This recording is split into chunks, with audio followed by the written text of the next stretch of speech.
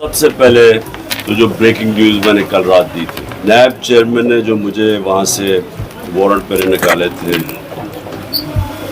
High court के अंदर, Islamabad high court में, और जिस तरह उन्होंने मुझे मेरी तौहीन की थी सारी दुनिया के सामने, एक मुजरिम की तरह मुझे वहाँ से अगवा किया था।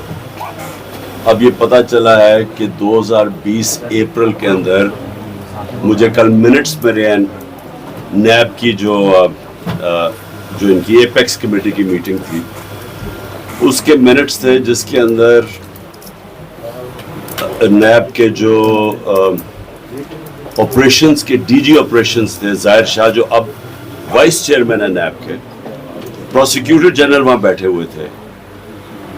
तो उन्होंने तब नैब की जो प्रोसीडिंग थी और तब नैब चेयरमैन के, उन्होंने यही जो केस है अल-कादर का, उस वक्त केस था वो जो मलिक रियाज की एग्रीमेंट थी एनसीए से, नेशनल क्राइम जो एजेंसी इंग्लैंड की है, उसमें एक केस बंद कर दिया था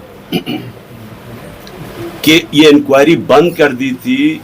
और वो इन टच थे एनसीए से, नैब तब, और नैब से अग्रीमेंट ये हुई थी कि अगर वो जो हसन शरीफ ने जो 50 मिलियन पाउंड का घर बेचा था अली रियाज को, अगर उसका पैसा वो बेच के आ जाता है तो अगर वो नहीं आता तो तब प्रोसीड करेगी नैब यहाँ की और एनसीए वहाँ की। लेकिन अगर वो पैसा आ जाता है तो वो इंक्वायरी खत्म हो गई थी। उन्होंने एक्सेप्ट कर लिया था कि सुप्रीम कोर्ट में पैसा आ जाएगा। तो ये मैं सिर्फ बताना चाहता हूँ कि बदनीयती देखें कि नैब की इंक्वायरी हो गई, केस और उसके ऊपर उन्होंने सेटिस्फाई हो गए, वो इंक्वायरी बंद हो गई।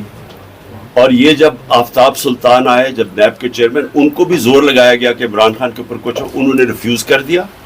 फिर इस मौजूदा नैब चेयरमैन को लेके आए, इसने फिर वो इंक्वायरी खोली और मुझे 3 घंटे जब नैब ने इसके ऊपर मेरे ऊपर पूरी उन्होंने इंक्वायरी की और मेरे सवाल जवाब किया, तो उनको पता था कि पहले इंक्वायरी बंद हो चुकी है।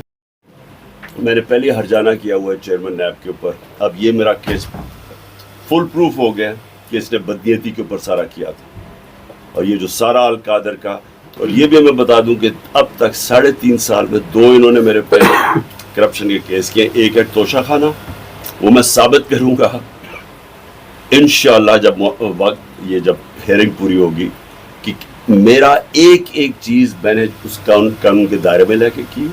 और मैं ये भी अब कहूँगा कि खोले पहले पीछे जो चोरियां लूटमार हुई है, 4-5 गाड़ियां निकाली गई हैं तोशा खाना से, 3 BMWs, 1 मर्सिडीज और 1 लेक्सस, सबसे महंगी गाड़ियां।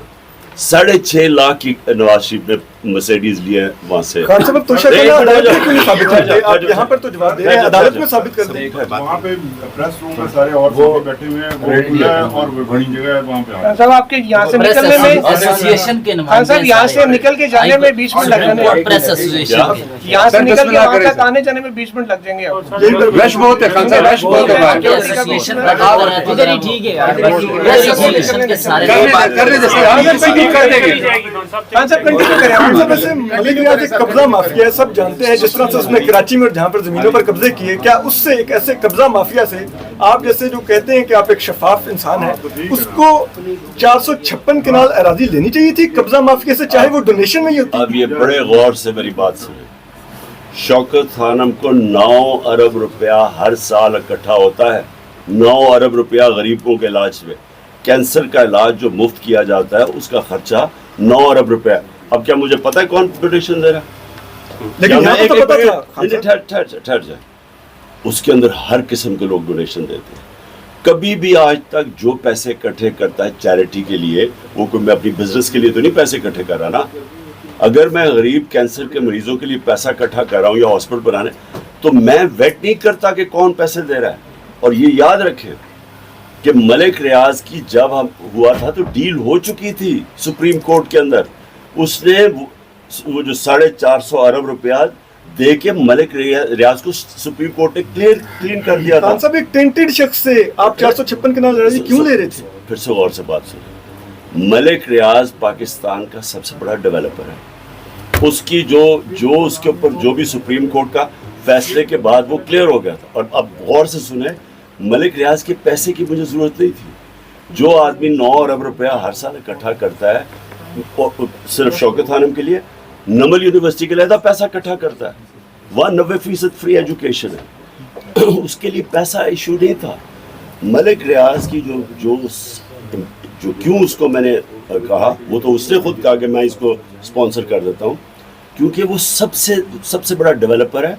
जो उसने 3 साल में काम किया ना अलकादर में, वो 14 साल लगे हमें नमल में। समझे सर? पुल तो एक मिनट, और सड़कें तो आज भी बड़ी जल्दी सुनो, मेरी गौर से बात सुने। जब आप चैरिटी का काम करते हैं, चैरिटी का काम जितना लंबा होता जाता है उसका आपकी कॉस्ट बढ़ते जाते हैं। उसकी बात यह है कि वो डेवलपर, वो जो 14 साल हमें लगे थे, वो 3 साल में उसने कंप्लीट कर दिया। फैसल वावदा साहब कह रहे हैं, एक मिनट, फैसल वावदा साहब बार-बार कह रहे हैं कि वो मुख्तलिफ टीवी प्रोग्राम्स में आके कि जो खान साहब हैं उनका टिकट लेने वाला कोई नहीं होगा। Supreme court press association ticket दिए मुझे भेज दे आप। तो मैं चाहूँगा सर उनकी मीटिंग आपके साथ अरेंज कर दूँ, वो फायदे में